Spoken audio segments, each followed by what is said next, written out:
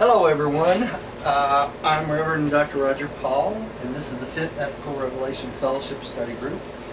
And I'm here with my wife, Reverend Diane Paul, and Mildred Williams, Millie Williams again, and we may have some other people join us on Skype. Tonight is Wednesday, May 14th, and tonight we're going to study paper 9, Relation of the Infinite Spirit to the Universe. And that starts on page, if I can 98.1. That's paper 901. And let's say a little prayer when we get started. Would you say a prayer tonight? Heavenly Father, we thank you for this day. We thank you for the gathering that we have, and please help us to be focused and open our minds and to be receptive to the words that are spoken tonight, and help us to learn and grow in your love and your wisdom and your kindness and in your knowledge. And we thank you so much for this revelation. May we learn it well and pass it on to others. It is in your name, Christ Michael, we pray. Amen. Amen. Amen. All right. Here we start out on paper 9. Start again here. Let me find the right mouse. Get started here. I'll go ahead and oh, sorry. I'm mumbling to myself. Go to the first picture here. Okay. All right. Can you hear me now, Millie? Yes, I can. Okay. I was talking to myself again. I do that a lot. Maybe especially today. He's not. Okay, Millie, would you like to start reading? That's his Waffle House cup. That's my Waffle House cup. That's a 2-year-old cup. I bought it at the Waffle House. It's my favorite coffee cup. Okay, I need a little coffee tonight because we had a busy day today. Super busy. All right, Millie, would you like to start with the first paragraph there tonight? I can do that. Relation of the infinite spirit to the universe. Thus, in the presence of paradise, the universal Father and the eternal Son unite to personalize themselves. Nothing in this eternity situation foreshadows that the conjoined actor will personalize as an unlimited spirituality, coordinated with the absolute mind and endowed with unique prerogatives of energy manipulation.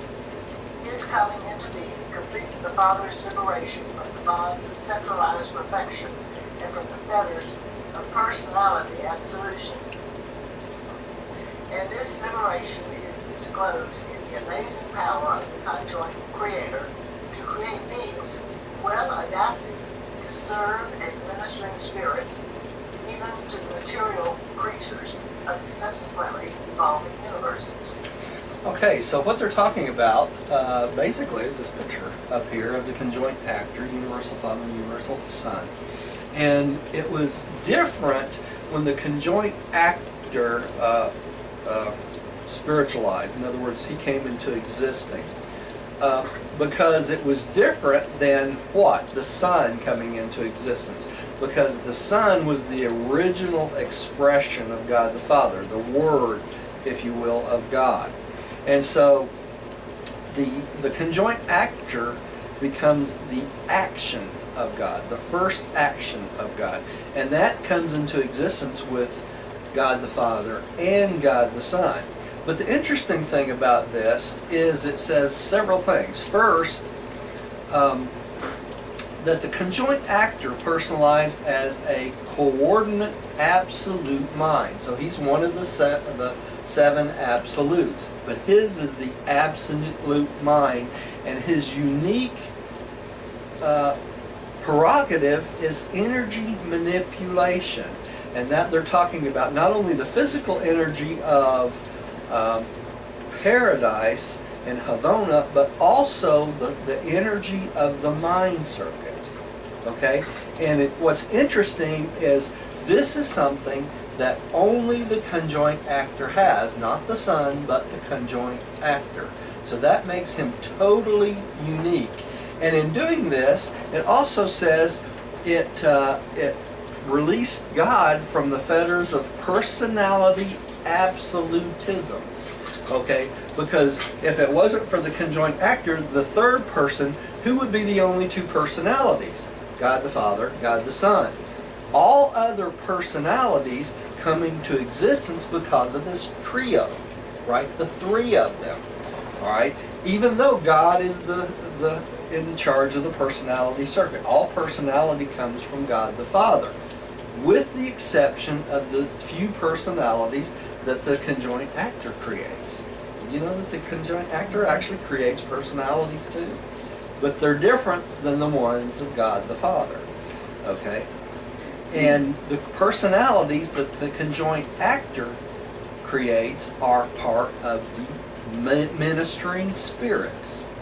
Okay? That's the difference. Okay, so let's keep going. You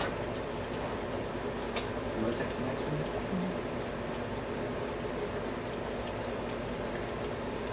Oh, sorry. I'm sorry. I guess I need to change the slide. Y'all have to excuse me tonight. It's been a really busy day. Yeah.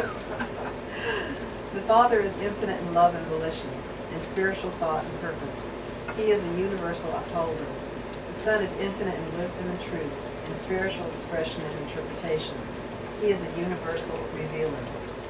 Paradise is infinite in potential for force endowment and in capacity for energy dominance. It is a universal stabilizer. The conjoint actor possesses unique prerogatives of synthesis, infinite capacity to coordinate all existing universe energies, all actual universe spirits, and all universe intellects. The third source and center is the universal unifier of the manifold energies and diverse creations which have appeared in consequence of the divine plan and the eternal purpose of the universal Father. So the Son is basically the infinite in wisdom and truth and spiritual expression, so the spirit circuit, right? But the conjoint actor is a synthesis. Do you see that? He's the glue that brings everything else together, doesn't he? Okay? Coordinating all the energy, all the spirits, all the intelligence, and basically all of the diverse creations appear as a consequence of the divine plan and eternal purpose of the universal Father. But how does he do it? Through the conjoint actor. So nothing is created that is created without the conjoint actor. Okay? And we're going to talk about this a little bit later, how the conjoint actor is omnipresent, but omniscience, just like God the Father, which God the Son is not. Okay? All right? Okay? The infinite spirit, the conjoint creator, is a universal and divine minister. The spirit incessantly ministers to the Son's mercy and the Father's love, even in harmony with the stable, unvarying, and righteous justice of the Paradise Trinity, which is the next paper we're going to study. His influence and his personalities are ever near you. They really know and truly understand you. These are all the influences of the infinite spirit. All right, Millie, would you take the next one? Throughout the universes, the agencies of the conjoint actors ceaselessly manipulate the forces and energies of all space. Like the first source and center, the third is responsive to both the spiritual and material. The conjoint actor is the revelation of the unity of God, in whom all things consist. Things, meanings, and values, energies, minds, and spirits. Okay? So, the conjoint actor, like the first source and center, do you see that? Just like God the Father is responsive to both the spiritual and the material. What's the spiritual? That's the Son of God, right? And the material, what is that? That is paradise. Okay? So, the conjoint actor manipulates both forces and energies of both spiritual origin and physical origin. Okay? And he works in relation to God the Father. All things exist through the conjoint actor. That's why they say here, in whom all things consist. Things, meanings, values, energy, minds, and spirits. There's nothing of reality that's in reality without the conjoint actor. Okay? Alright? You take the next one. The infinite spirit pervades all space. He indwells the circle of eternity. And the spirit, like the Father and the Son, is perfectly changeless, absolute. Okay, so he is eternal. He's absolute, just like God the Father. That's what this is about, right? He's one of the 7 absolutes. He does not change. Alright. The attributes of the third source and center. The third source and center is known by many names and is designative of relationship and in recognition of function. As God the Spirit, he is the personality, coordinate, and divine equal of God the Son and God the Father. 3 of the Trinity, right? He's an equal to all 3. As the infinite Spirit, he is an omnipresent spiritual influence. So he is everywhere, all the time. Who else is just like that? God the Father, right? Hello, Rodney. Are you out there? We'll add you. Yes, so sorry to bother you. No, that's okay. That's okay. We'll add you right now. All right. All right. So just like God the Father, he is equal in with God the Son, right? But he is omnipresent spiritual influence. He's everywhere at the same time. Now, how is that different from the God the Son? God the Son works through his spiritual circuit. He is not everywhere at the same time like God the Father is. That's the difference between the 3. Only God the Father and God the Spirit are everywhere at the same time. You follow me? Okay. There's something else I wanted to say about this too. He's the joint representative of the partnership executive of the Father and the Son. He is the absolute mind. Now when they say he's the absolute mind, he is the source of all mind. Hey, Chris. Right? What was that? Oh, we've been looking along a little bit. Huh? Right now, I'm trying to get online to this meeting. Oh, he's talking. I lost Rodney.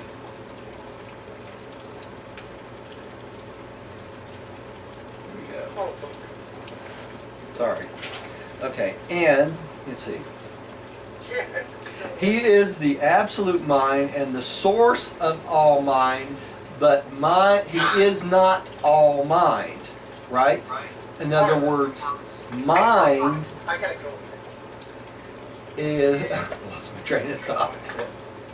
He's the source of mind. He is not all mind, right? He's got his own personal mind. He's the God of action and the ancestor to motion, change, and relationship. Nothing happens in the universe without God, the conjoint actor, right? Okay. All right, let's keep on here. Hey, I finally got online here. You guys can hear me? Yeah, Yeah, we sure we sure can, can. Rodney. Hey, My Rodney. volume was turned down. I was like, oh, why can't I hear them? But Okay. We could hear you. Yeah, we can hear you. I know what. We're on 912, Rodney. Page 99-1. 99. Yes.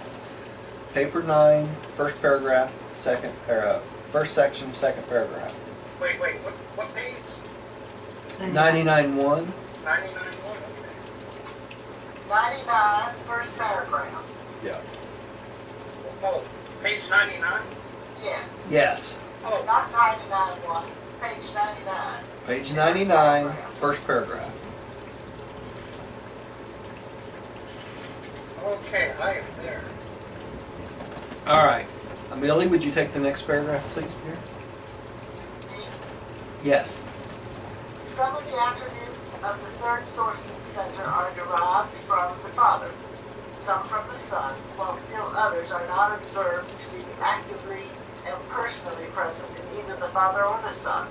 Attributes that can hardly be explained except by assuming that the father-son partnership, which is externalized, which Eternalized. internalizes the third source and center, consistently functions in consonant with and in recognition of the eternal fact of the absoluteness of paradise. That's a convoluted sentence. The conjoint creator embodies the fullness of the combined and infinite concepts of the first and second persons of deity. So when God the Father and God the Son came together and created the conjoint, source. the third source and center, okay, something unusual happened that was not expected, right? And when that happened, the third source and center had attributes that neither the Father or the Son had. Okay? So this combining of the Father and the Son created attributes that weren't present, obviously present in either. Okay? So which is kind of interesting. Which makes the third source and center what? Completely unique in the Trinity, right? So God the Father is unique, God the Son is unique, and the third source and center is unique also, right? And which is interesting because all three of them work here, as they say, in consonance with each other. You see that? In relationship to what? Paradise. And that's what this is about, you know? So you have the Father and the Son, and you end up with a conjoint actor, okay? But remember, when the Father created the Son, what else appeared? Paradise. Now, what else appeared when the third source and center came? Havona, right? But this relation of paradise, the non-deity part, started upon this creation, right? Of the Father and the Son. So it's always been there. So it's always been there. That's right. And these three, this combination creates this, basically, this partnership between the Father, Son, and the Spirit, and the non-separability of what? Paradise. The non-deity part. So when these three went in concert with each other, Paradise and Havona was created, and they're eternal, right? So would they ever go away? No, because they become physically part of what? The Trinity and the seven absolutes. Does that make sense? Do you think the Father and Son knew that Havona was going to come as a result of the conjoint actor? They probably did, but the rest, it's a mystery as exactly how that happened to the rest, all the other beings. You know, they just know that it started. They don't know how. Which is kind of interesting. What do you think You know, about it? the Urantia book really doesn't say anything about this, and it's trivial in a way, but I've always wondered about those dark gravity bodies, these Uh-huh. energies, if they were there, if they've always been there, or if they were created when the first super universe, or when the super universes were coming into function. Well, they've always been there, Rodney, because when they talk about the dark gravity bodies, especially the ones that surround Paradise, they must have been created at the same time as Havona, because they separate Paradise and Havona from the rest of the seven super universes. So they are physical gravity balancers. Does that make sense? Yeah, physical, exactly. Yeah, they're the physical gravity balancers for the rest of the seven super universes. And another interesting thing is only the conjoint actor has anti-gravity, controls anti-gravity, which is interesting because the conjoint actor also works in concert with what? The material part of Paradise, manipulates the material part of Paradise. Okay? So those dark gravity bodies are a necessary, non-separable part of the seven super universes, right? So they always have been, always will be. Now what's also interesting is we have these dark bodies that are out in the outer space levels, and they also balance out gravity in some of the local universes. So an interesting thing comes up. Is it that we're seeing these dark gravity bodies when we look through telescopes and they think they're seeing all these black holes? Or is the black holes part of the transport system of some of these circuits? We don't know. But it's an interesting question. So can have both. Just because we don't understand it doesn't mean it's not so. Right? Okay. Let's keep going. Are we on 5 or are we on 3 here? We're on Third 6. source of sun. Perfectly example. No. No, we're back one more. Hang on. What are you saying? I can't understand. I'm trying to figure out where I am here. I just read the last one. Diane should read this. Oh, it's Rodney's turn though. It's Rodney's turn. I think we're on 913, aren't we? I skipped. Huh? Father envisions of the Yeah. Father. Yeah, that's it. Rodney, would you take that one? Why do you envisage, right? Envisage. Envisage? Envisage. Yeah. Why do you envisage? It's like you envision something, envisage. Oh, okay. Yeah. Why do you envisage the Father as an original creator and the Son as a spiritual administrator? You should think of the third source and center as a universal coordinator, a minister of unlimited cooperation.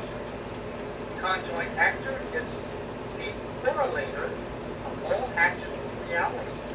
He is the deity repository of the Father's thought and the Son's word, and in action is eternally regardful of the material absoluteness of the central child.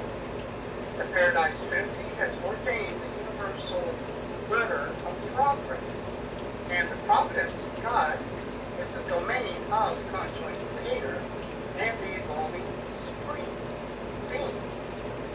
No actual or actualizing reality can escape the eventual relationship with the third source and center. Okay, so if we look at this next picture, the ultimate integration of reality, this makes a lot more sense now, because you cannot have anything in reality without the conjoint creator. So he works with the Father, he works with the Son, he controls the central aisle of paradise, right? That's 4 of what? The 7 absolutes. Now, bear with me. All other things, the other absolutes, the qualified, the unqualified, and the universal absolutes, that's in the outer space levels, right? Do you think anything that is made, that can be made, will be made, all reality and all future will have anything be created without this? No. So he is the glue that keeps all of the 7 absolutes together, doesn't he? Nothing is made, nothing is done, no reality is there without what?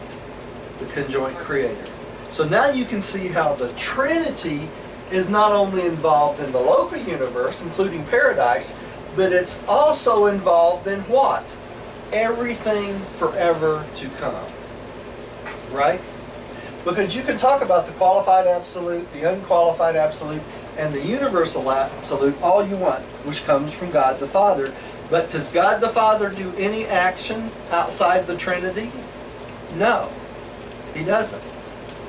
So now you see how the 7 absolutes all come together, don't you?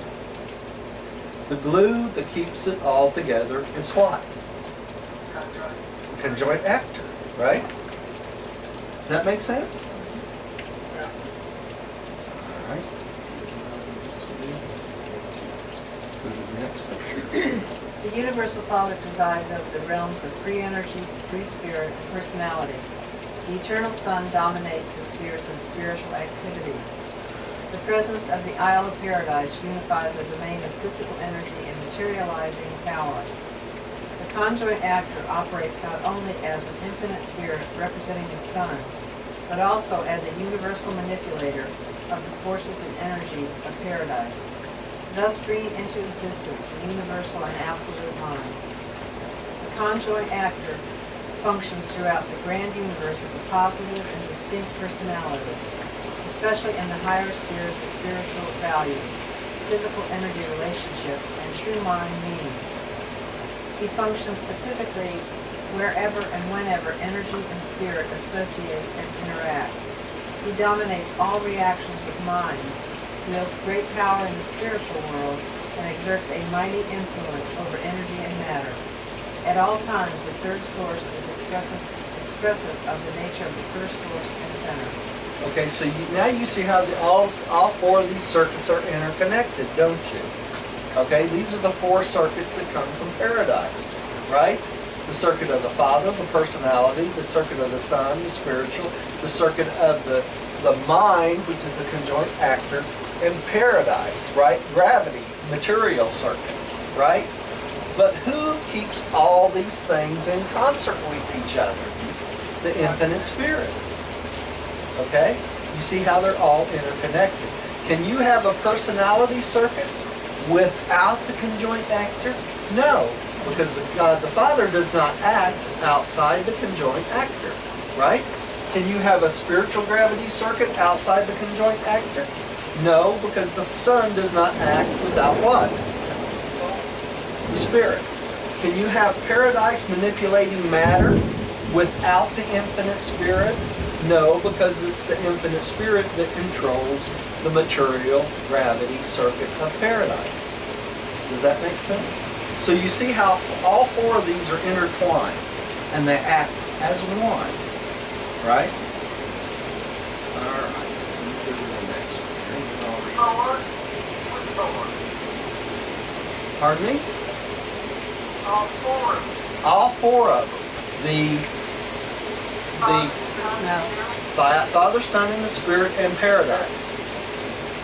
What? What's the one? Paradise. What'd you say, Rodney? I'm sorry. Yeah, that's the material one, right? Let me turn up y'all's volume just a little bit, because we got rain pouring down here, and I can barely understand you sometimes. Let me turn you up just a tad. Okay, let's see if that works a little bit better. Okay. The third source and center. Oh, let me get to the next picture. Oops. Too far, it's not too far. Okay. The third source and center perfectly and without qualification shares the omnipresence, do you see that? Of the first source and center. Sometimes being called the omnipresent Spirit. So when people mention the Spirit of God, what are they talking about? They're talking about the omnipresent of the infinite Spirit which ties into the Father. Okay? In a peculiar and very personal manner, the God of mind shares the omniscience of the universal Father, all-knowing, knows everything all the time, right? And his eternal Son. The knowledge of the Spirit is profound and complete. The conjoint Creator manifests certain phases of omnipotence of the universal Father, but is actually omnipotent only in the domain of mind. That's the difference, right? This third person of deity is the intellectual center and the universal administrator of the mind realms wherein he is absolute. His sovereignty is unqualified. So that his personal domain is mind, right? Even though he manipulates matter, even though he controls everything else, his domain is mind. What is the domain of the Son? The Spirit, right? What is the domain of the Father? Personality. Personality. What is the domain of paradise? Physical matter, Okay? right? Physical matter. That's right. That's what we're talking about here. Okay. Let's keep going. You want to take the next one, Billy? Okay? The conjoint actor seems to be motivated by the father-son partnership, but all his actions appear to recognize the father-paradise relationship. At times, and in certain functions, he seems to compensate for the incompleteness of the development of the experiential deities, God the Supreme and God the Ultimate. So let's think about this. What are they talking about here? They're talking about he makes up for the lack of the full fruition of God the Supreme, doesn't he? God the Supreme is in creation constantly, isn't he? Because what is God the Supreme? God the Supreme is the sum total of all experience in the universe, right? The experiential God. So, since there's not a full-fledged personality that we can contact yet of the Supreme, and there won't be until what? All the 7 super universes reach light and life. But the compensation for that, until that happens, is what? God, the infinite spirit. Relationship. The infinite spirit. All this is The infinite spirit. Okay, and also God the ultimate. Now think about God the ultimate. God the ultimate is the future of the outer space levels coming into full-fledged creation, right? Long, long time from now. But God, the conjoint actor, acts the same way as he does for the Supreme, for God the ultimate, for the future. Do you see that? So he takes up all the slack until God the Supreme comes in full fruition and God the ultimate comes into full fruition. Does that make sense? Alright, and that's how it works. And that's what we're talking about here. We have a picture of what? The universal Father. I know this is hard to see. The eternal Son, the infinite Spirit, and the billion worlds of Havona, right? And all these, one adds to the next, adds to the next, adds to the next, and it works the same way throughout all eternity. And that's how God the Supreme and God the Ultimate comes in, because of God the infinite Spirit. Okay? Alright. And it should be in addition. Or did we not? Oh, okay, and here it is. Alright, who's next? I think I am. Alright, Rodney, take it from there. I've got the next paragraph in a big box here. You meant something to me for some reason. Alright. And herein is an infinite mystery, that the infinite simultaneously revealed is infinite infinity in the Son and as paradise. And then there springs into existence a being equal to God in divinity, reflective of the Son's spiritual nature and capable of activating the paradise pattern, a being positionally subordinate in sovereignty, but in many ways apparently the most versatile in action, and such apparent superiority in action is disclosed in an attribute of the third source and center, which is superior even to physical gravity, the universal manifestation of the aural paradise. Okay, so it's only the infinite Spirit that is superior to physical gravity. Only Him. Okay? So anti-gravity, where do you think that comes from? The infinite Spirit. Only He delegates control of anti-gravity to His subordinates. Only Him. Okay? Let's go. Keep going. In addition to the super control of energy and things physical, the infinite spirit is superbly endowed with those attributes of patience, mercy, and love, which are so exquisitely revealed in the spiritual ministry. Spirit is supremely competent to minister love and to overshadow justice with mercy. God the Spirit possesses all the supernal kindness and merciful affection of the original and eternal Son. The universe of your origin is being forged out between the anvil of justice and the hammer of suffering. But those who wield the hammer are the children of mercy, the spirit offspring of the infinite Spirit. So what we see being hammered out in our life, all the suffering, we have what? The ministering spirits to help us out. And why do we have them? Because of the infinite Spirit. Okay? And it all comes back to what? Patience, love, and mercy, right? Who is the God of mercy? The Son, the eternal Son. Who else? The infinite Spirit, right? Okay. The omnipresence of the Spirit. Next.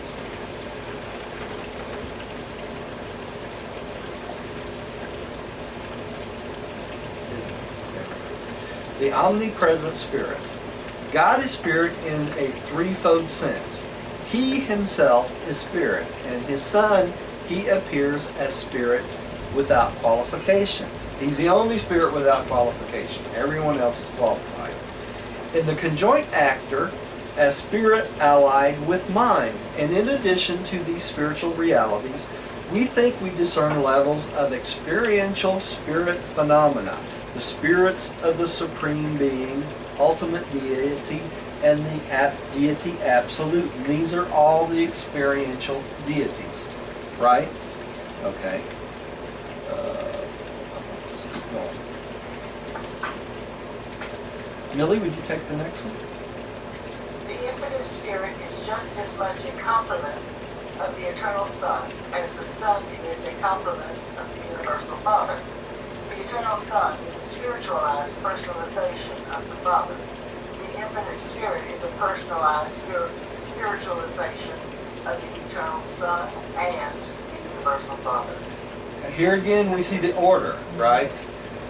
The Father creates the Son, the Father and the Son create the infinite Spirit, right? And each are the personalization of the ones that came before, right? All right. Rodney, would you take the next one? There are many untrammeled Yes. spiritual force and sources of supermaterial power linking the people of Urantia directly with the deity's paradigms. There exists a connection of the thought adjusters direct with the universal Father. The widespread influence of the spirit-controlled gravity urge of the eternal Son, and the spiritual presence of the conjoint creator. There is a difference in function between the spirit of the Son and the spirit of the Spirit. The third person in his spiritual ministry may function as mind plus spirit, or as spirit alone. And how does he work how do these beings work in the local universe? Through these local universe circuits, right? Remember these? We keep coming back to these, right? The spirit of the Paradise Sons, the spirit of truth, the spirit of Michael and Urantia, the divine minister, the local universe mother spirit, the Holy Spirit, and what else? The intelligent circle of the local universe, functioning as the 7 adjunct mind spirits, right? We always come back, and those come from what? Directly from down from the Paradise circuits, right? Okay? So these are all the influence of us, okay? In addition to these paradise presences, Urantians benefit by the spiritual influences and activities of the local and super universe, with their almost endless array of loving personalities who ever lead the true of purpose and the honest of heart upward and inward towards the ideals of divinity and the goal of supreme perfection. Can we go wrong? It would be hard to do that, wouldn't it? No, we have too many wonderful influences. They're helping us make the proper decisions and go along the way, don't we? The presence of the universal spirit of the eternal Son, we know, we can unmistakably recognize it. the presence of the infinite spirit, the third portion of deity, even mortal man may know. For material creatures can actually experience the beneficence of the divine influence which functions as the Holy Spirit of the local universe bestowal upon the races of mankind. It's right here, right? Human beings can also, in some degree, become conscious of the adjuster, the impersonal presence of the universal Father. These divine spirits, which work for man's uplifting and spiritualization, all act in unison and in perfect cooperation. They are as one in the spiritual operation of the plans of mortal ascension and perfection attainment. So what does that tell us? That means all these circuits, all these influences, everything that I've been talking about affects us as what? One influence, right? So we got 4 and 7 and 3 circuits, right? Different circuits for different things. They affect us how? They affect us as one spiritual influence. That makes sense? It's not like we have all these things we have to associate different things. They all affect us together. They're inseparable, right? So what do you teach me all these? So that you know what they're talking about when we go through the book, right? When they talk about the spirit, the sun spirit circuit, you know what they're talking about, right? That's the way the rest of the universe understands it, right? Okay. Who's next? Millie. Millie, would you take the next one? 3. The universal manipulator.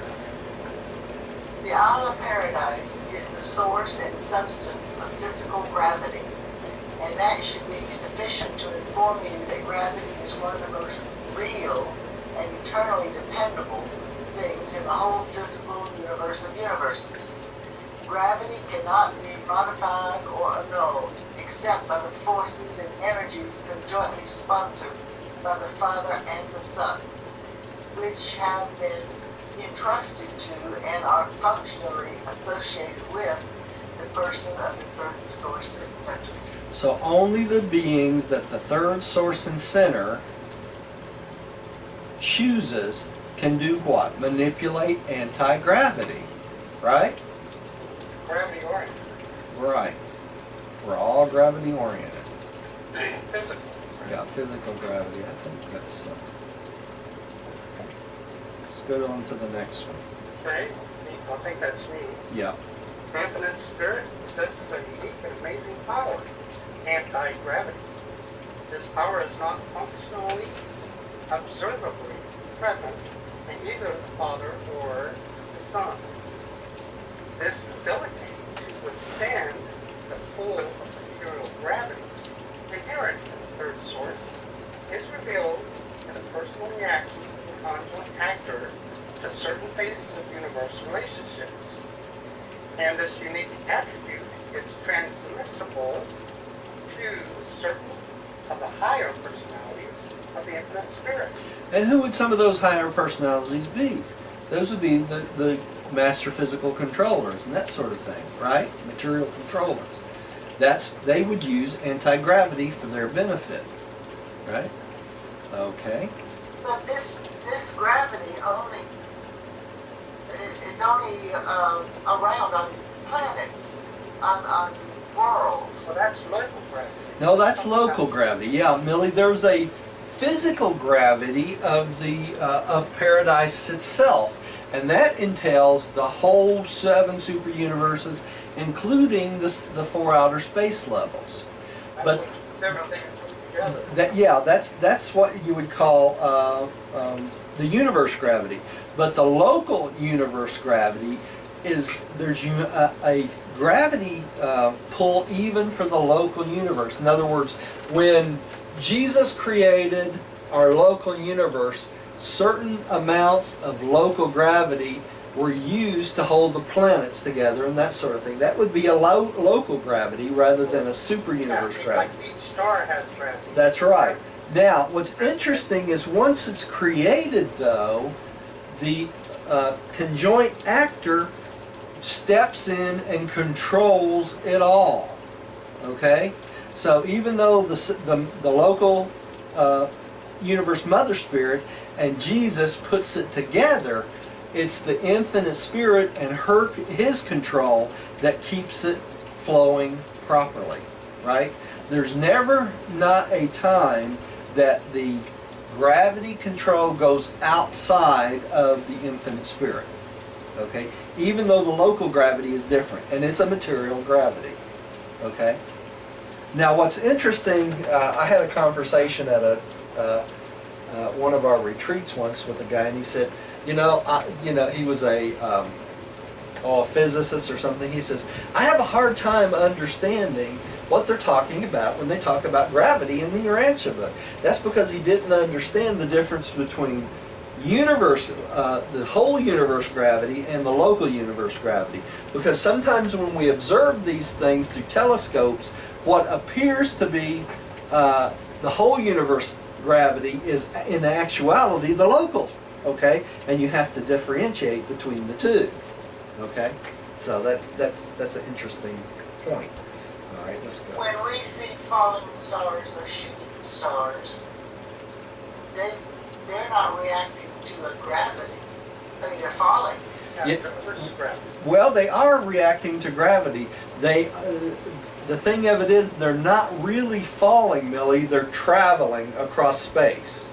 Okay, to us they look like they're falling, but some of these things are meteors. Some of them are comets. There's a lot of different things that give us the appearance of what we call shooting stars. In actuality, they're not really stars. Most of the time, they're asteroids or comets and things like that go across the space.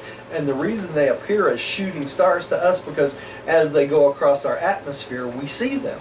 Okay, as they burn up in the If atmosphere. they enter our atmosphere, they catch fire. That's right. That's right. Now, that does not discount the movement of such things out past our universe, too. Those things happen, too. There's a lot of explanations for different things like that. Okay. I think you're right. Yeah. Anti-gravity can annul gravity within a local frame. It does so by the exercise of equal force presence. It operates only with reference to material gravity, and it is not the action of mind.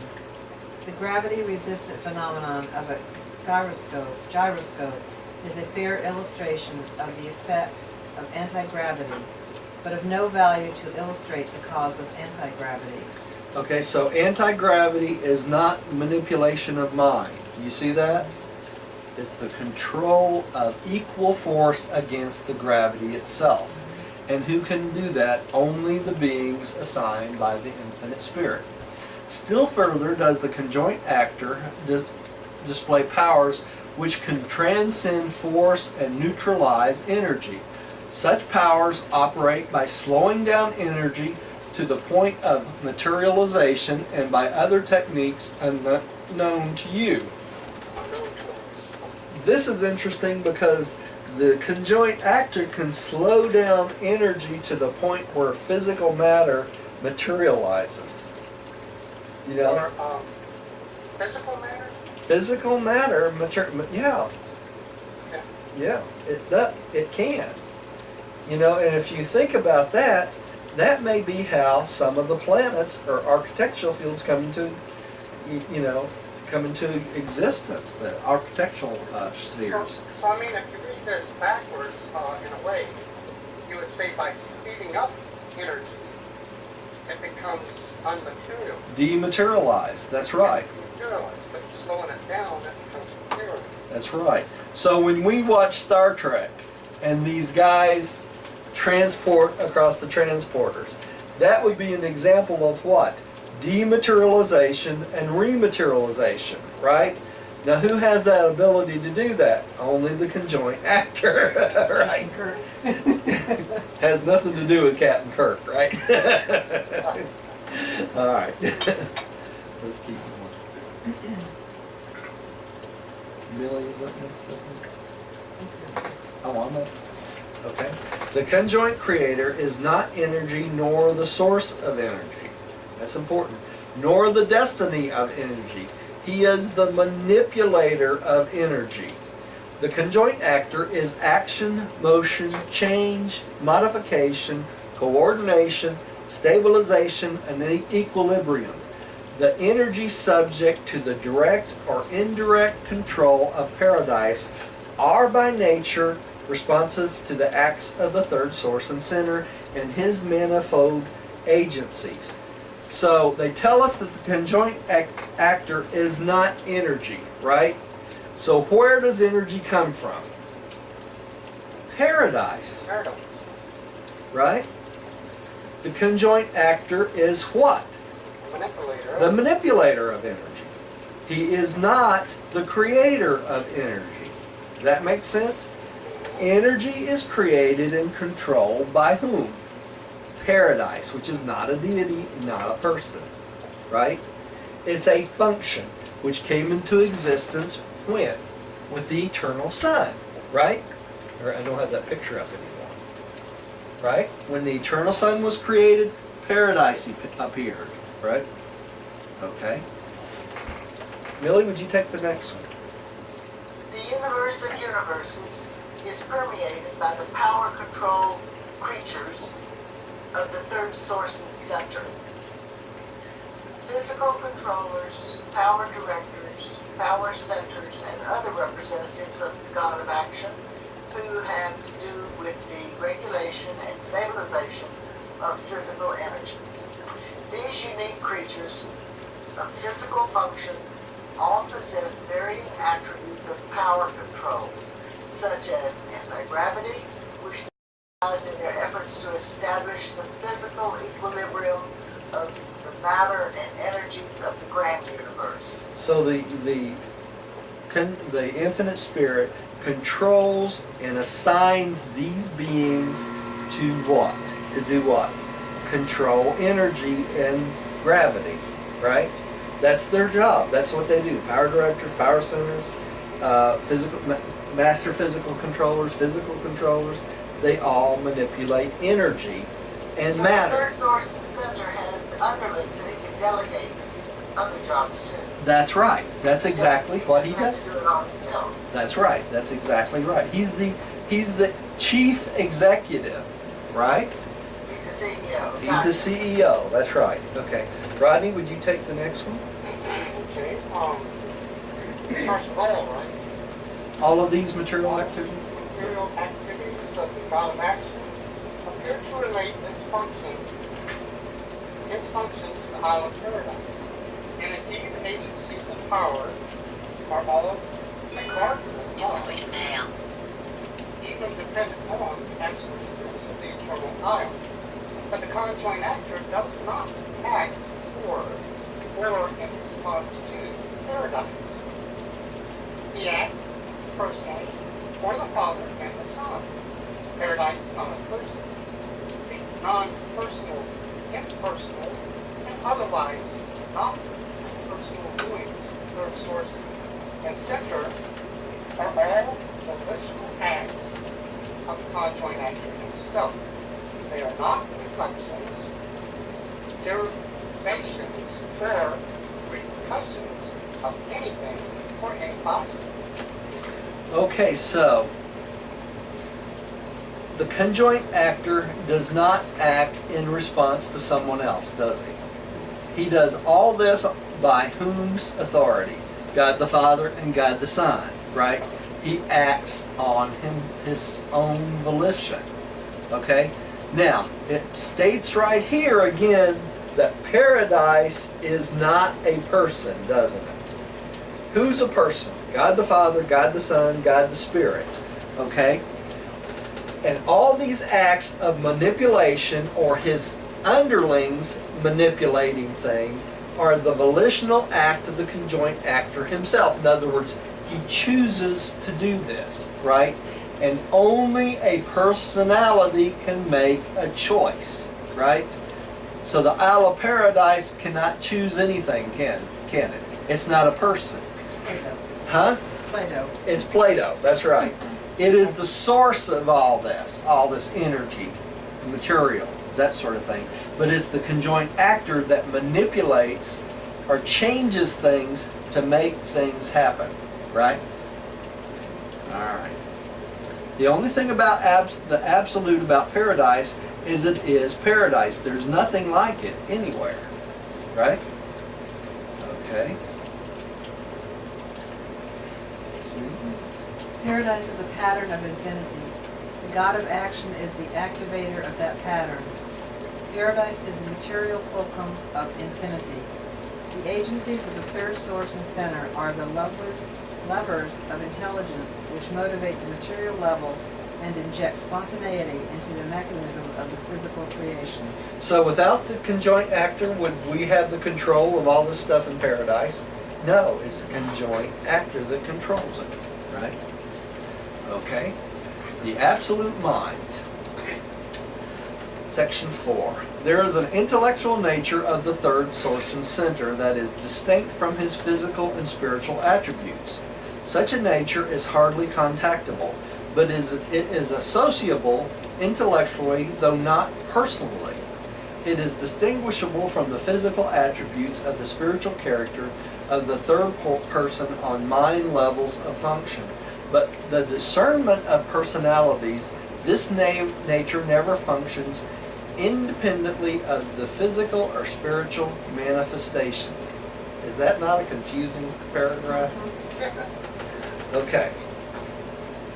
So, what they're saying here, the nature, intellectual nature of the third source and center is totally different from his physical and spiritual attributes or makeup, right?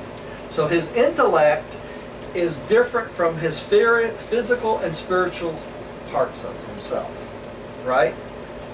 That's why, because he has a mind of himself, his intellect, right?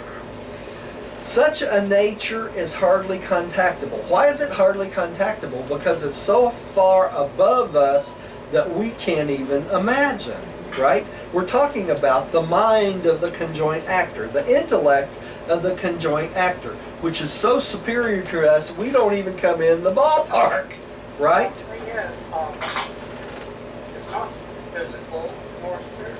It's not physical or spiritual. That's right. Okay. That's why they say here, such a nature is hardly contactable. Right? You can't contact. You can't make a contact with it. Okay? But it is associable intellectually, though not personally. Now, what are they talking about?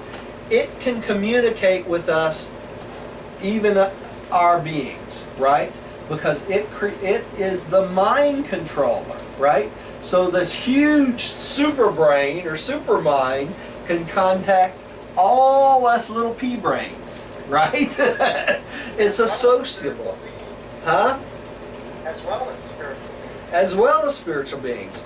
Because why? It's the conjoint actor that gives us what? Mind. Okay? That's what they're saying here. Okay? It says it is distinguishable from the physical attributes and the spiritual character of the third person on mind function levels. In other words, the physical and spiritual part of the third person is discernible on our mind level only. Okay? So that's why we discern the third person of deity first. Does that make sense? Because it gives us the mind to be able to do that. Does that make sense? All right. But it goes on to say, the personalities, this nature never functions independently of the physical and spiritual manifestations. So even though we can contact it and recognize it by mind, it still does not separate itself from the spiritual or the physical. Right? Does that make a little more sense now? Okay, it's probably still a little confusing. It is. Okay. The absolute mind. Millie, would you take next that one? Turn your mic back on, Mike. Inseparable effects. What? Okay, now he's not. Start over there again, Millie. We didn't hear. Yeah. Okay. Can you not hear me? We hear you now. Yeah, we do now. The absolute mind is the mind of the third person. It is inseparable from the personality of God the Spirit. Mind is functioning being. Mind in functioning beings is not separated or spirit or both. Mind is not inherent in energy. Energy is receptive and responsive to mind. Mind can be superimposed upon energy, but consciousness is not inherent in the purely material level. Mind does not have to be added to pure spirit, for spirit is innately conscious and identified. Spirit is always intelligent, mindful in some way. It may be this mind or that mind. It may be pre-mind or supermind, even spirit mind. But it does the equivalent of thinking and knowing. The insight of spirit transcends, supervenes, and theoretically antedates the consciousness of mind.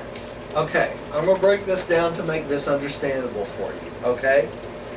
They start out talking about the absolute mind. What is the only absolute mind? The third source and center, right? The bestower of mind to material creatures, right? Okay. It goes on to talk about, a little bit later in this paragraph, spirit is always intelligent. So the mind it's talking about is not a spirit being, is it? It's talking about mind that is bestowed upon humans, okay? So think of it this way.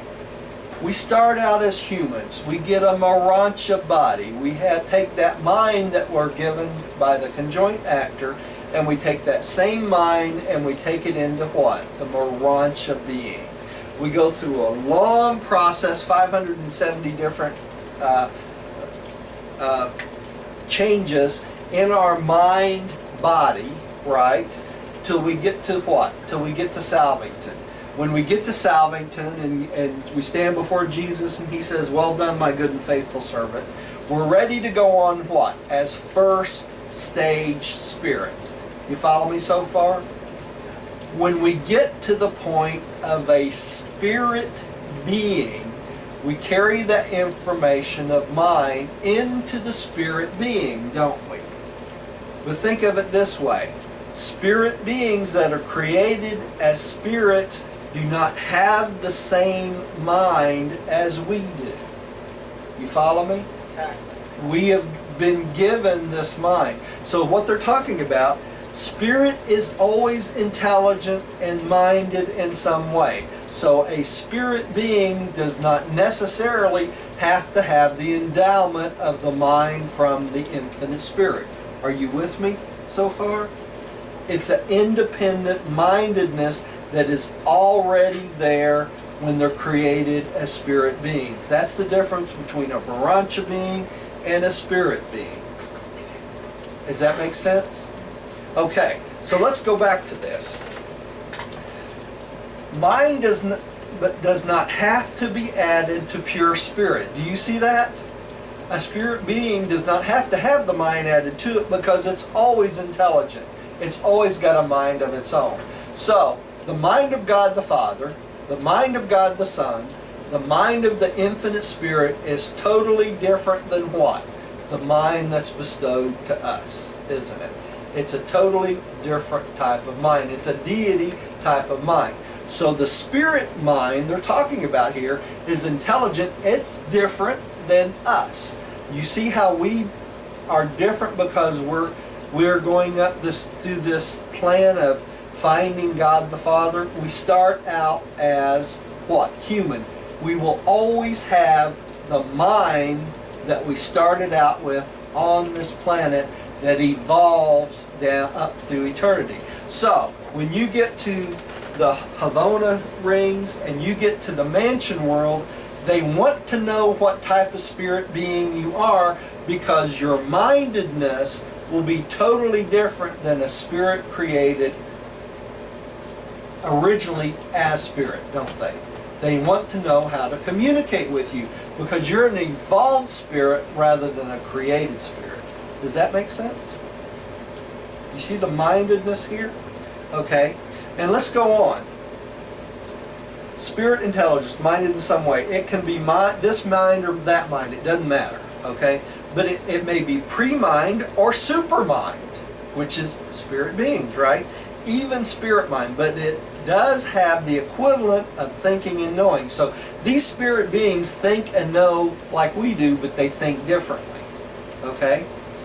And the inside of spirit transcends, supervenes, and theoretically antedates the consciousness of mind. So the consciousness of spirit mind is totally different than the consciousness of evolved mind.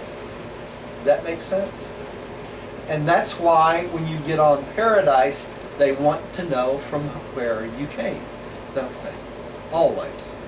They want to know they're dealing with an evolved mind.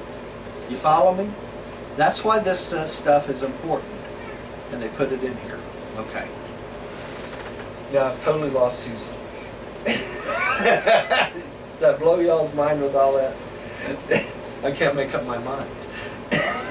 Which one am I? Which mind am I? All right. That's my mind. I don't know who's next. I think Rodney's up next. I'm not sure. I think it's Millie. Oh, is it Millie? Sorry, Millie. Or, no, it is. It's Rodney's. It's Rodney's. Okay. See, I lost my mind. Conjoint creator is absolute only in the domain of mind and the realms of universal intelligence. The mind of the third source and center is infinite. It utterly transcends the active and functioning mind circuits of the universe of universes. The mind endowment of the seven super universes is derived from the seven master spirits, the primary personalities of the conjoint creator. These master spirits distribute mind to the grand universe as the cosmic mind, and your local universe is pervaded by the Nebadon variant of the Orbanon type of cosmic mind. Okay, so we're given mind through the seven master spirits, aren't we? That's how the conjoint actor gives out mind. It has to go through the seven master spirits. Okay? And in doing so master spirit number 7, I think we're number, always forget which number we are. I think we're number 7. Master spirit number 7 gives us our mind. Okay? It comes down through the circuit, the mind circuit. Okay? And it changes from universe to universe, is that type of mind. So Variation. it's a variation, that's right. So we're the Nebadon, which is what? The universe of Jesus, right? Or Michael.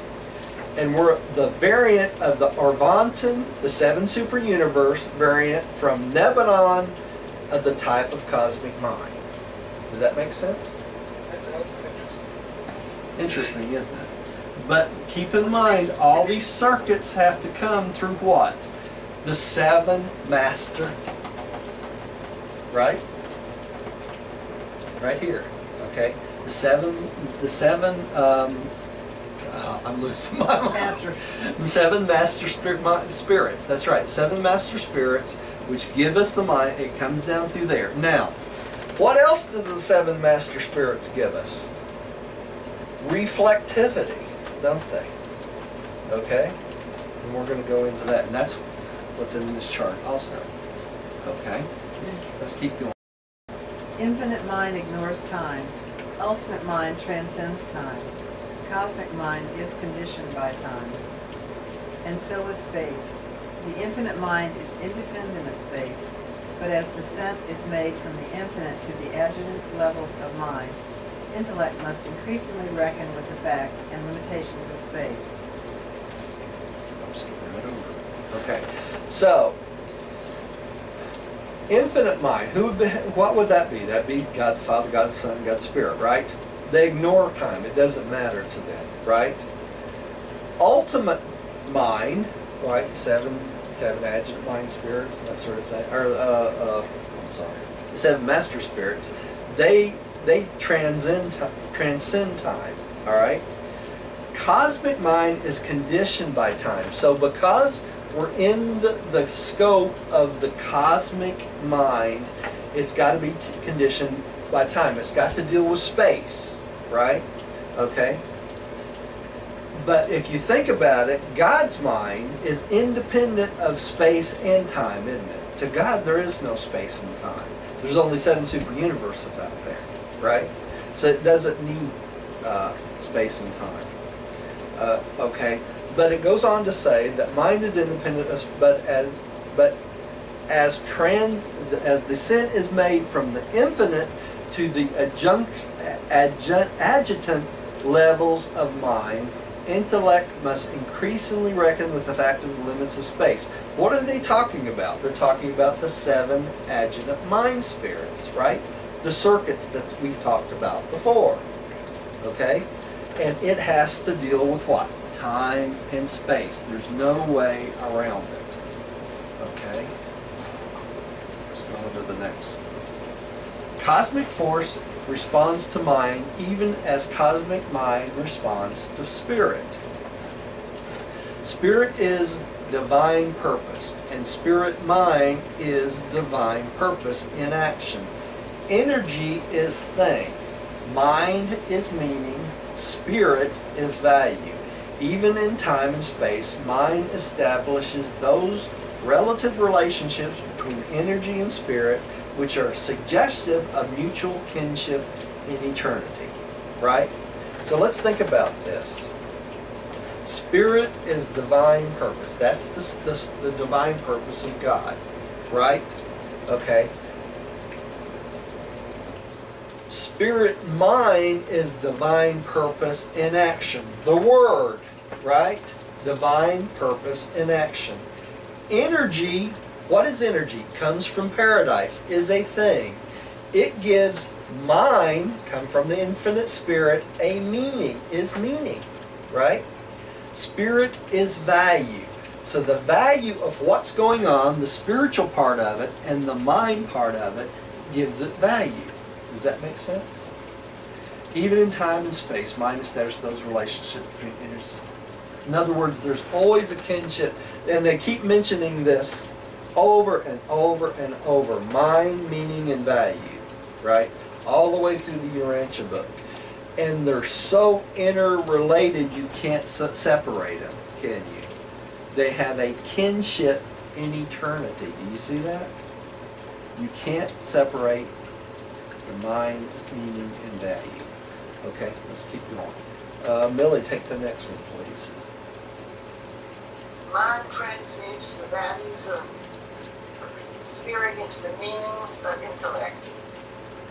Volition has power to bring the meanings of mind to fruit in both the material and spiritual domains. The paradise ascent involves a relative and differential growth in spirit, mind, and energy. The personality is the unifier of these components of experiential individuality. Okay, so our paradise ascent gives all this meaning and value, doesn't it? So as our mind changes from what?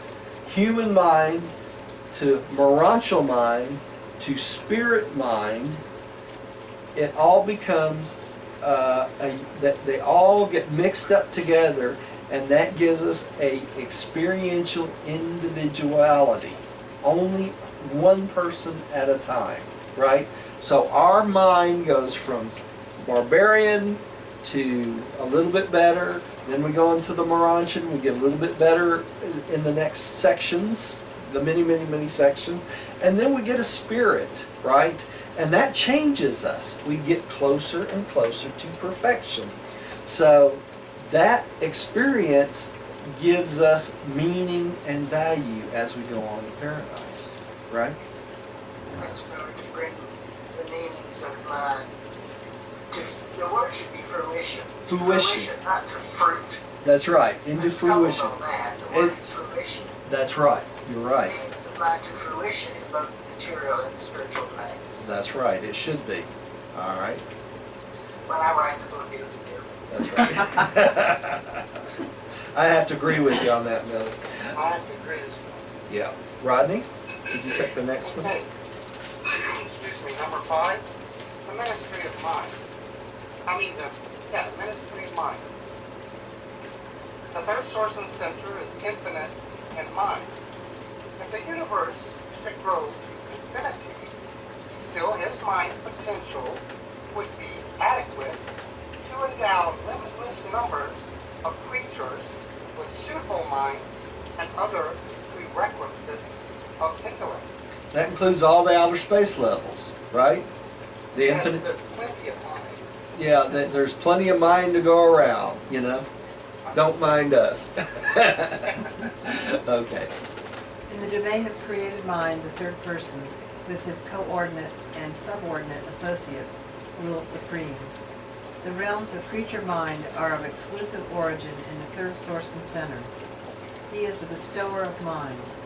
Even the father fragments find it impossible to indwell the minds of men until the way has been properly prepared for them by the mind action and spiritual function of the infinite spirit. Now you see why the Spirit of truth was poured out on all flesh. It's the Spirit, the infinite Spirit that comes in there with the Spirit of truth, and the Holy Spirit that prepares the mind for what? The Father fragments. That's right. See how this is all coming together. Okay? The unique feature of mind is that it can be bestowed upon such a wide range of life. Though his creative and creature associates, the third source and center ministers to all minds on all spheres. He ministers to human and subhuman intellect through the adjutants of the local universes, and through the agency of the physical controllers, ministers even to the lowest, non-experiencing entities of the most primitive type of living things. And always is this direction of mind a ministry of the mind spirit or mind energy personalities, the 7 adjutants, right? He even ministers to whom? Every single animal with mind. Even the ones without what? Spiritual potential, right? They are also in this mind circuit, aren't they? Cockroaches, Cockroaches, all the way down to cockroaches and every living, crawling, grasshoppers and ants, everything that lives. bumblebees. That's right. That's right. Mosquitoes. Worms. Let's keep on. Since the third person of deity is the source of mind, it is quite literal that the evolutionary will creatures find it easier to form comprehensible concepts of the infinite spirit than they do either the eternal Son and the universal Father, because we're closer akin to them, right? The reality of the conjoint creator is disclosed imperfectly in the very existence of the human mind. The conjoint creator is the ancestor of the cosmic mind, and the mind of man is an individualized circuit, an impersonal portion of that cosmic mind, as it is bestowed by the local universe by a creative daughter of the third source and center. So our individual portion of the cosmic mind is bestowed upon us through whom? The creative daughter, the local universe mother spirit. She is what? The representative of the third source and center. Just like Christ is the representative of God the Father and God the Son. Right? Okay? So that's how it works. Makes sense, doesn't it? Millie, would you take the next one? Starting with because. Yes. Please do. Because the third person is the source of mind, do not presume to reckon that all phenomena of mind are divine.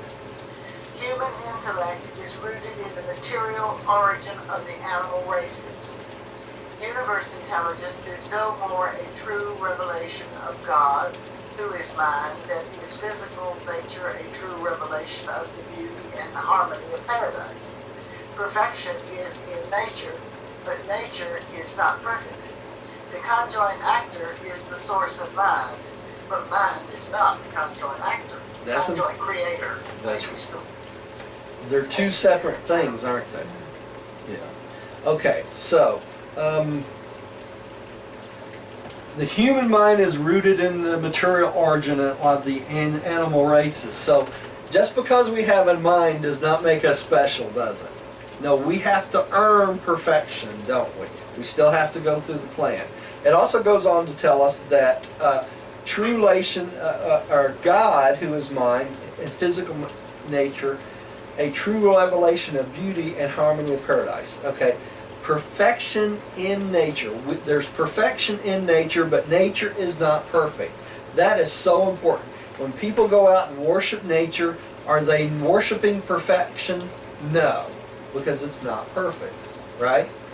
The nature is not God, and God is not nature. Okay, and it also goes on to say that the source of mind is the conjoint creator, but the mind is not the conjoint creator, right? In other words, your mind is not the conjoint creator. It is bestowed from the conjoint creator, right? Does not mean that we are just like the conjoint creator by any stretch of the imagination. Okay, Rodney, would you take the next one? Okay, the mind on your answer is a compromise between the essence of thought perfection and the evolving mentality of your immature human nature. The plan for your intellectual evolution is, indeed, one of sublime perfection, but you are far short of that divine goal as you function in the tabernacles of flesh. Mine is truly of divine origin, and it does have a divine destiny, but your mortal minds are not yet of divine dignity. So even though it comes from God, it's not, we are not nowhere near, Insult almost. it is. We are not nowhere near perfect. The whole point is we have a path of perfection. We are not perfection in this life, right? Okay. All right, go ahead. Too often, all too often, you mar your minds by insincerity and sear them with unrighteousness. You subject them to animal fear and distort them by useless anxiety. Therefore, though the source of mind is divine, mind as you know it on your world of ascension can hardly become the object of great admiration, much less of adoration or worship. The contemplation of the immature and inactive human intellect should lead only to reactions of humility. So should we idolize anyone on this planet? No. No. I don't care how great you think they are. Elvis. Not even Elvis. That's right. Or how bright you think they are still nowhere close to being idolized, right? Okay. The mind gravity circuit, the third source center, the universal intelligence, is personally conscious of every mind, every intellect, and all creation. He maintains a personal and perfect contact with all these physical, morontial, and spiritual creatures of mind endowment in the far-flung universes.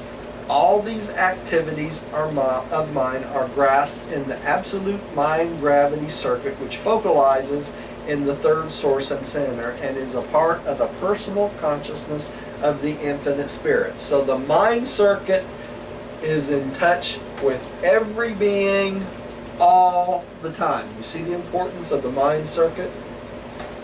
There's no separating it.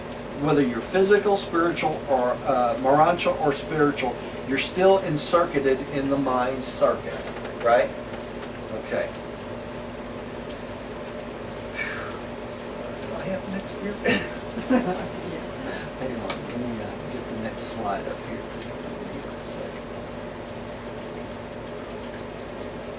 Okay.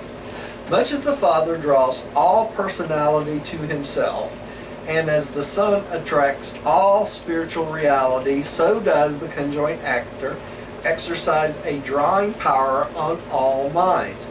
He unqualifiedly dominates and controls the universal mind circuit. All true and genuine intellectual values, all divine thoughts, and perfect ideas are unerringly drawn into this absolute circuit of mind. Right? This is what we've been talking about. That's the circuit right there. Okay? The mind circuit of the infinite spirit. Hey Roger, are we going till 9? We're going till 9. Yeah, we're going to probably make it through this tonight, I think. All right. And if you need to leave, Rodney, just sign off. That's fine. You know. No, we're good. Okay. All right. Billy, would you take the next one? Turn your mic back on, Millie.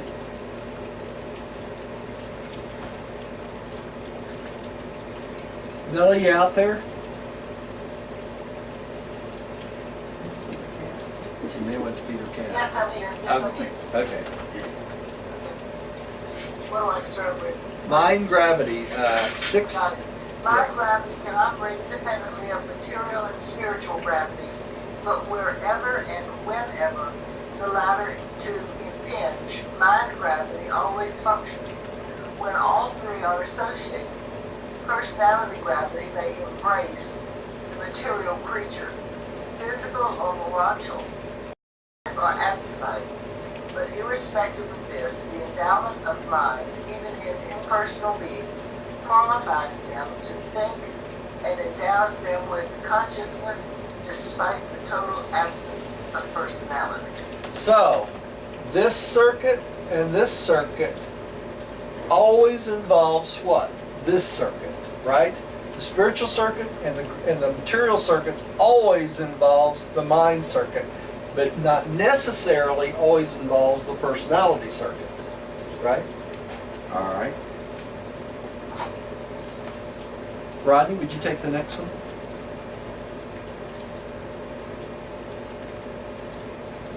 Rodney? Rodney, turn your mic back on. Can't hear you. Well, I was just reading along to my cell phone. Yes, I figured that was it.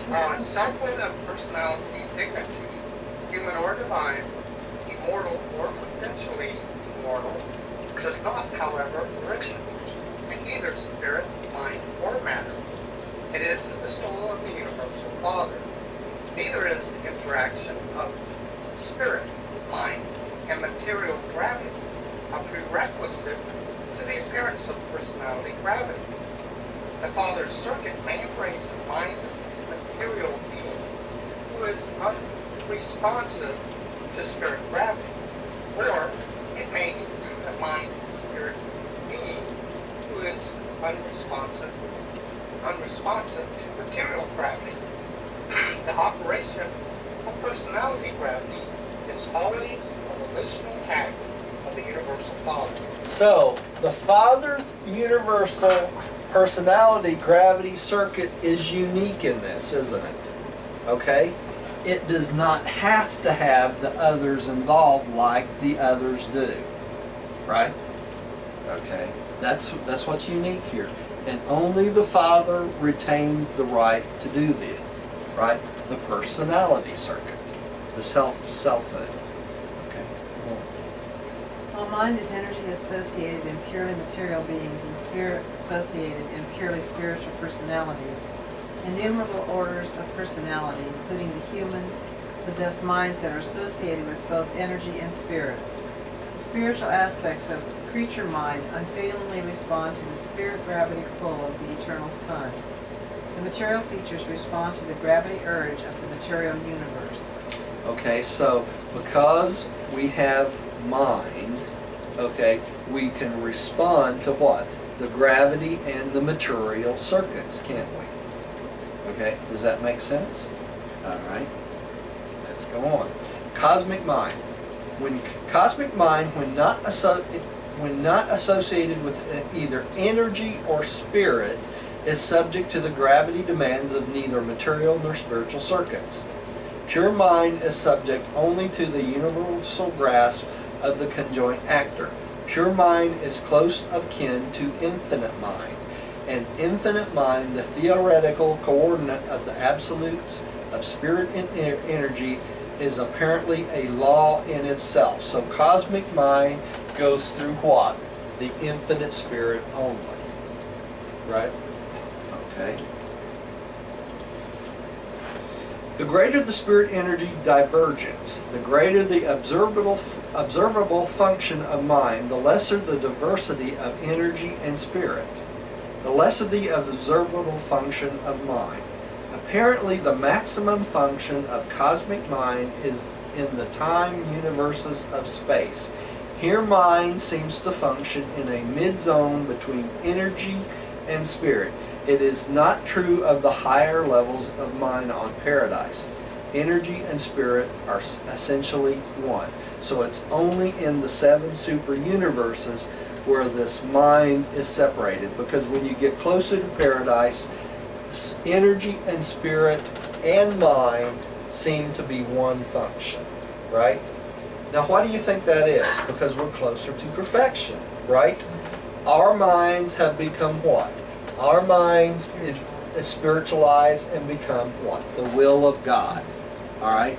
And that's what we need to strive for, is our minds becoming God's minds, right?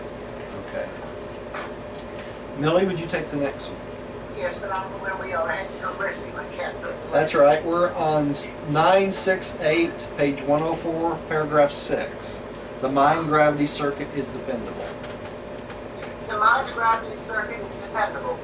It emanates from the third person of deep divinity, but not all of the observable function of mind is predictable. Throughout all known creation, there are parallels in this circuit of mind, some little understood presence whose function is not predictable.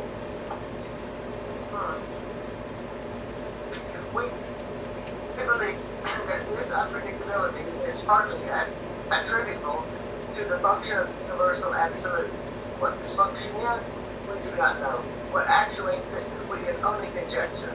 Concerning its relation to creatures, we can only speculate. So there's this other emanation coming through the mind gravity circuit that no one knows exactly what it is. You see that? They think it's coming from the universal absolute, but they're not sure. Okay? It's a mystery. So it's a mystery to us too. You know? Okay? Rodney, would you take the next one? Yeah, I've got a big question mark next to that paragraph.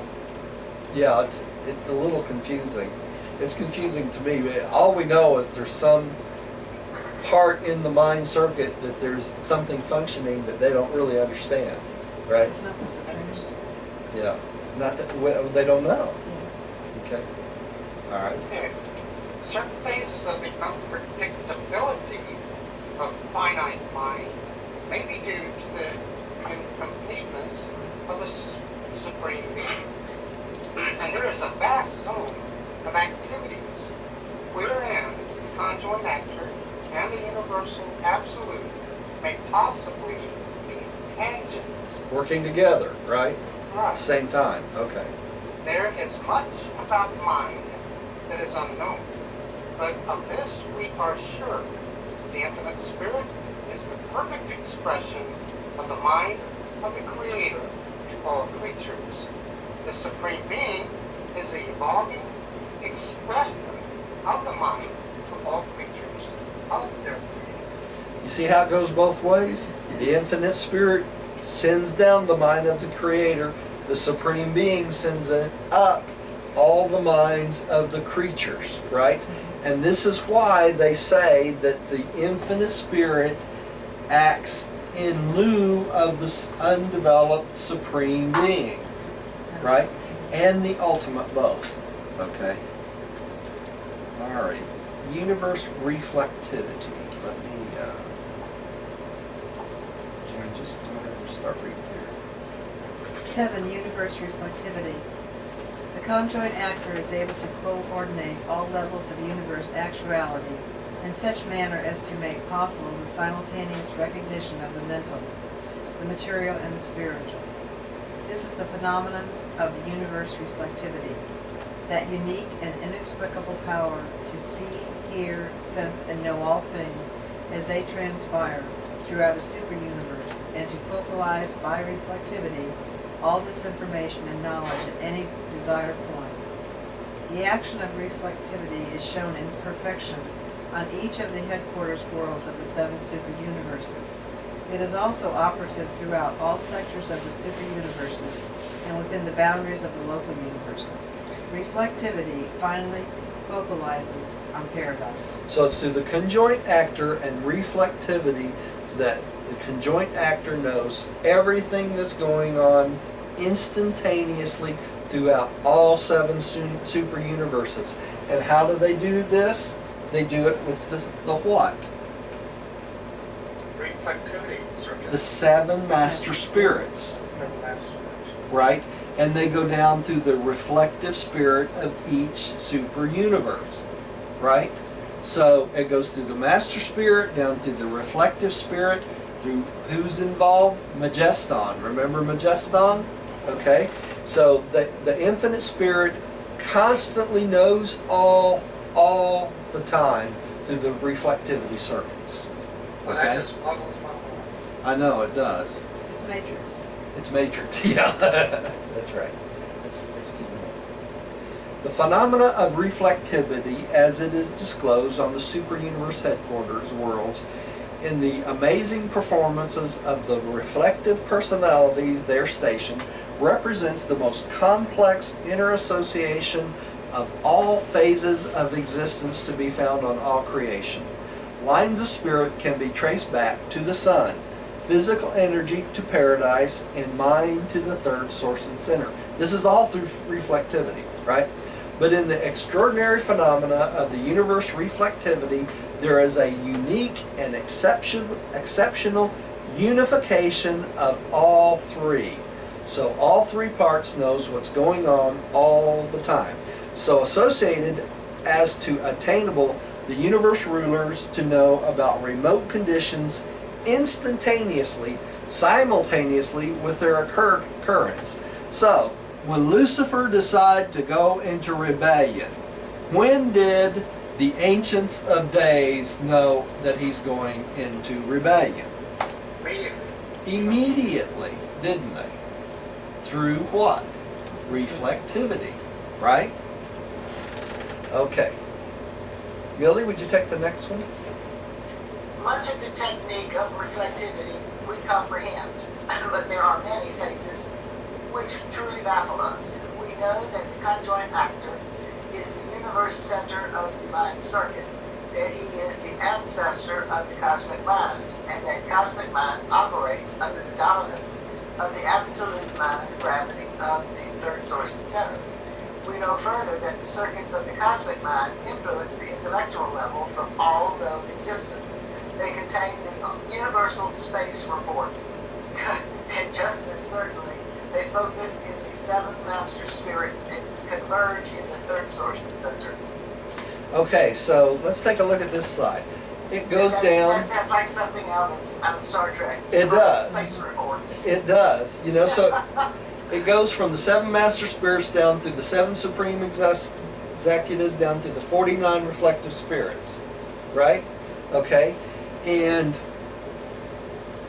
it's basically a circuit that goes down through every part of creation, right? So anywhere the 7 master spirits are controlled, which is all 7 super universes, they know exactly what's happening all the time, anytime, everywhere, right?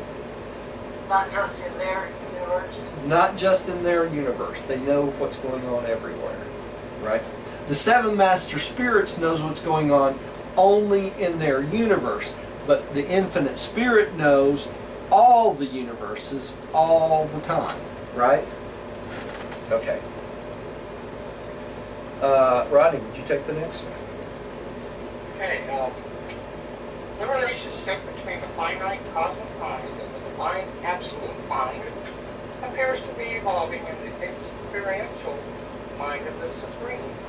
We are taught that, in the dawn of time, this experiential mind was bestowed upon the Supreme by the infinite spirit, and we conjecture that certain features of this phenomena of reflectivity can be accounted for only by postulating the activity of the Supreme Mind. If the Supreme is not concerned in reflectivity, we are at a loss to explain the intricate transactions and unerring operations of this consciousness of the cosmos. So at the dawn of time, the infinite spirit bestowed upon the Supreme, right, this ability of reflectivity also. And that's how the reflectivity of the Supreme relates all experience up to where? The infinite spirit, right? And it works both ways. Also the will of God down to its creatures. All right, here, would you take the next one? 8. Personalities of the infinite spirit. The infinite spirit possesses full power to transmit many of its powers and prerogatives to its coordinate and subordinate personalities and agencies. Okay, and we know there's a whole vast of those. We're going to keep going to talk about some of these others. Let's go. We actually skipped over a little paragraph at the end. We did. We did? Last section. The Activity relationship. appears to be omniscient Okay. within the limits of this experiential finite and may represent the emergence of the present Well, it's not- consciousness of the Supreme Being. If this assumption is true, then the utilization of reflectivity in any of its phases is equivalent to partial contact with the unconsciousness of the Supreme. With the consciousness of the Supreme. With the With consciousness, the of, consciousness the of the Supreme. Supreme. I skipped this. Yeah. Would you have that down there? That last paragraph, I need to put it in the slides. Okay. All right. Sorry about that, y'all. Let's go on. The personality of the infinite spirit. Read it again. The infinite spirit possesses full power to transmit many of its powers and prerogatives to its coordinate and subordinate personalities and agencies. So the infinite spirit can transmit many of his powers to his people underneath him, right? Now, we're going to get into something here that's very unusual. You know, we talk about how God is the God of personality. But we're going to find out the infinite spirit can bestow personality on certain of his own beings, which is very unusual. Okay. The first deity creating act of the infinite spirit functioning apart from the Trinity. You see that there? But in some unrevealed association with the Father and Son, personalized in the existence of the seven master spirits of paradise, the distributors of the infinite spirit to the universes. Okay, so they acted as the Trinity, but they did it. He did it apart from them. Okay. All right, let's keep going. With Millie, can you take the next one? There is no direct representative of the third sourcing center on the headquarters of the superuniverse. Each of these seven creations is dependent on one of the master spirits of paradise who acts through the seven reflective spirits situated at the capital of the superuniverse. Okay, so the representative for each super universe is resident where? On paradise, not on the super universe. The seven reflective spirits are resident on the capital of the super universe. Okay? All right, let's keep going. Rodney. Yeah. The next and continuing creative act of the infinite spirit is disclosed from time to time in the production of the creative spirits. Every time the Universal Father and the Eternal Son become parent to a Creator Son, the infinite spirit becomes ancestor to a local universe creative spirit who becomes the close associate of that Creator Son in all subsequent universe experience. So God the Father and God the Son create the what? The Creator Sons. And every time one is made, what happens? The infinite spirit creates a local universe mother spirit at the exact same time. Right? Alright. And they call it here a local universe creative spirit. That's it. Same thing difference, as they say in Georgia. Right. Just as it is necessary to distinguish between the eternal Son and the Creator Sons, so it is necessary to differentiate between the infinite Spirit and the creative spirits, the local universe coordinates of the Creator Sons. What the infinite Spirit is to the total creation, a creative spirit is to a local universe. Okay, so she's equal partners with what? The Creator Son. All right. The third source and center is represented in the grand universe by a vast array of ministering spirits, and that's what these are, right? Which include messengers, teachers, adjudicators, helpers, and advisors, together with supervisors of certain circuits of physical, spiritual, and spiritual nature. Now, all of these beings are personalities in the strict meaning of the term. Personality of the finite creature variety is characterized by one, subjective self-consciousness. They're aware of their own consciousness.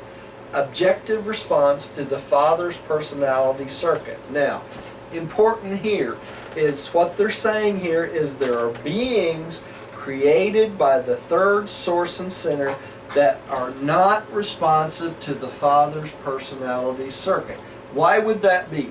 Because they may be beings of physical control that do not have the type of personality the Father will bestow, right? And that's what they're talking about here. We don't want to get the idea that the infinite Spirit just goes out milly-mally and creates its own personalities, right? Okay. Did I just read that? Millie, would you take the next one, please? There are creative personalities and creature personalities, and in addition to these two fundamental types, there are personalities of the third source and center, beings who are personal to the infinite Spirit, but who are not unqualifiedly personal to creature beings. These third source personalities are not a part of the Father's personality circuit. First source personality and third source personality are mutually contactable. All personality is contactable. Okay, so even though they're outside the Father's circuit, they are created by the infinite Spirit for a specific person, and because they have personality from the infinite Spirit, you can contact them, right?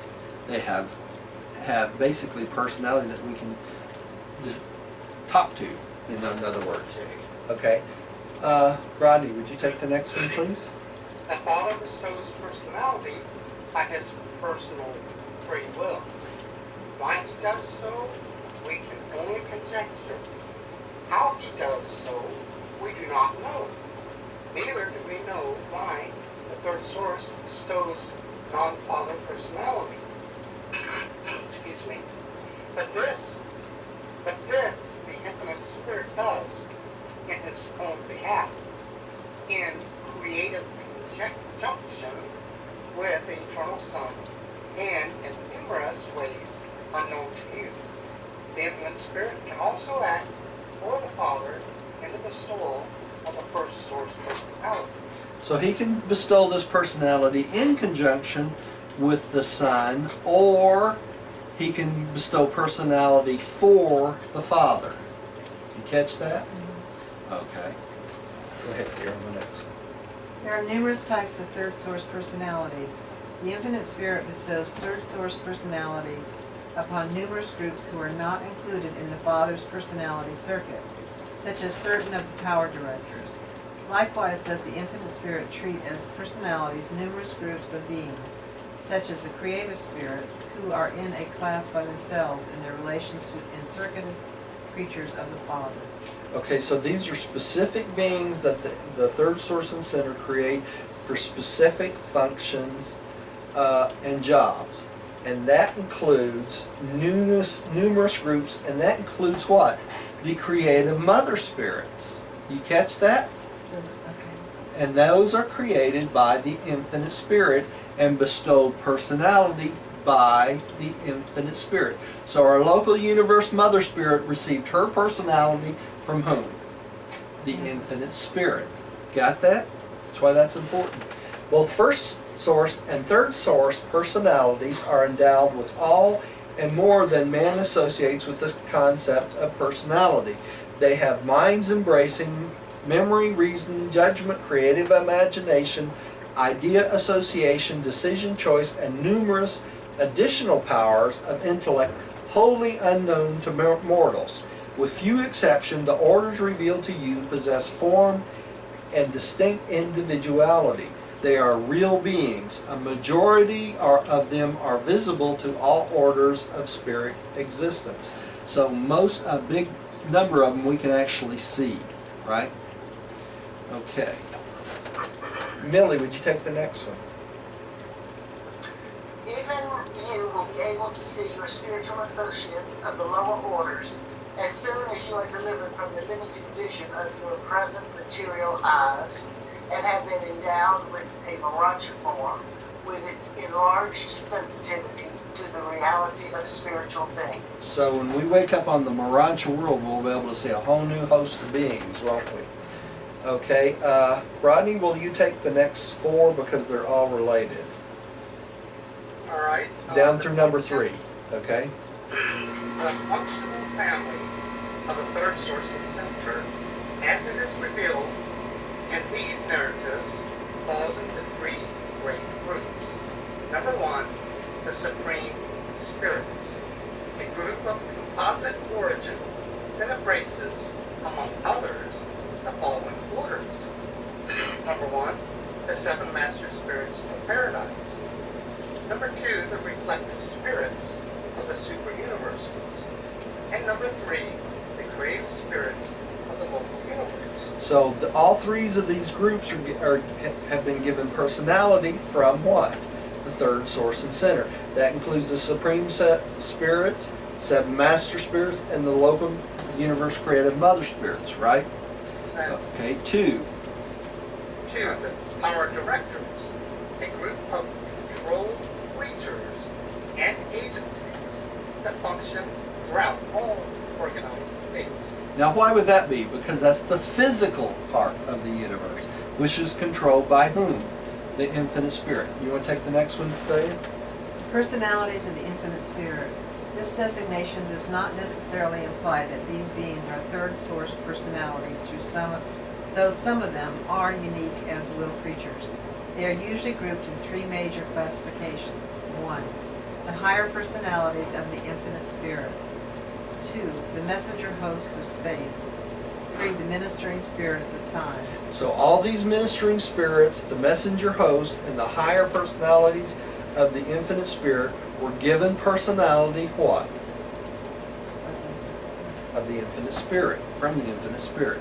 Okay, these groups serve on Paradise in the central or residential universe, in the super universes, and they embrace orders that function in the local universes, even to the constellation systems and planets. So our ministering spirits are unique in that they get the spirit endowment from the Infinite Spirit, don't they? Okay. Millie, would you take the last paragraph? Actually, take the last 2 because that's the end of it. Starting with these spirit.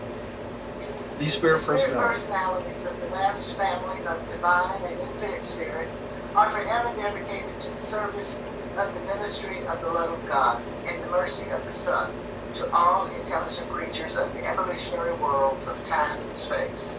These spirit beings constitute the living ladder whereby mortal man climbs from chaos to glory. This is revealed unto Roger by a divine counselor of Eversa, commissioned by the Ancients of Days to portray the nature and work of the Infinite Spirit. Okay, so it's these beings of the Infinite Spirit give us ministry of the love of God, the mercy of the Son. That's why they called ministering spirits, right? They minister the love of God and the mercy of the Son at the same time, and they're given personality through the Infinite Spirit. So all your angels and all these other beings come from that category, right? All the hosts of local angels are created by what? The creative Mother Spirit, right? As you go up each level, each one of them are grouped from the infinite spirit, right? Wasn't that an interesting paper? Really, it was. Next time we'll be taking on the Paradise Trinity. Let's say a short prayer and we'll close. Boy, we made it just 2 minutes after 9, didn't we? I'll say a prayer tonight. Father, thank you for the wonderful blessing of this revelation, your words. We want to thank you and we praise you for allowing us to know these things, and may we use these things in our daily lives, that we might share them with one another and help each other along and become ministering spirits ourselves to our brothers and sisters. We thank you, we love you, and we give you the praise in your Son Michael's name, the creative Mother Spirit, and Jesus. Amen. Thank you for joining us, ladies and gentlemen. Please come see us again.